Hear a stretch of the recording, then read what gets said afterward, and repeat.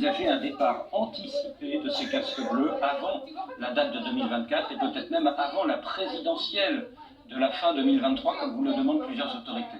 Il y a un programme de réduction progressive de la force qui est accordé avec le gouvernement, mais parlons franchement.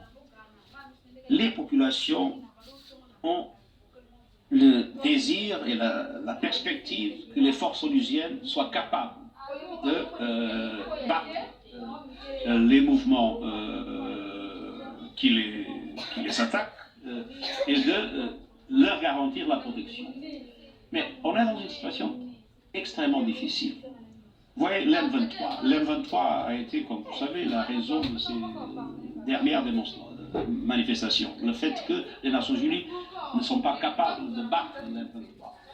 La vérité, c'est que l'M23 aujourd'hui est une armée moderne, avec des équipements lourds, qui sont plus perfectionnés que les équipements de la MONUSCO. Et viennent-ils du Rwanda, ces équipements?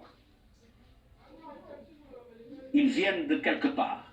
Bon, vous semblez dire oui. Ils viennent de quelque part. De quelque part d'à côté. Ils ne sont pas nés dans la forêt. Ils viennent de quelque part. Alors,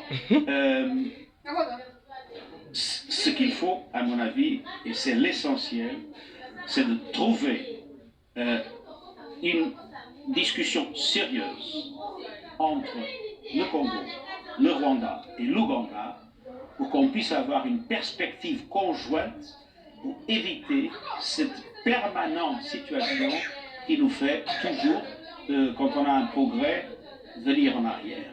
Il faut que ces pays se comprennent mutuellement et il faut que ces pays coopèrent effectivement pour la sécurité de l'Est du Congo et aussi pour les garanties de sécurité, il ne faut pas l'oublier, du Rwanda et de l'Ouganda. Il ne faut pas oublier que l'ADF est un mouvement originaire de l'Ouganda.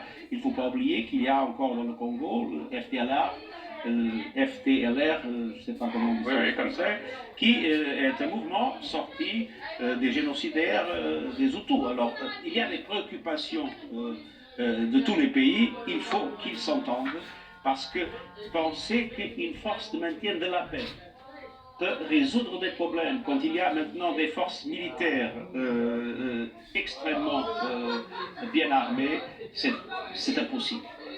Monsieur le secrétaire général, merci de nous avoir accordé cette interview.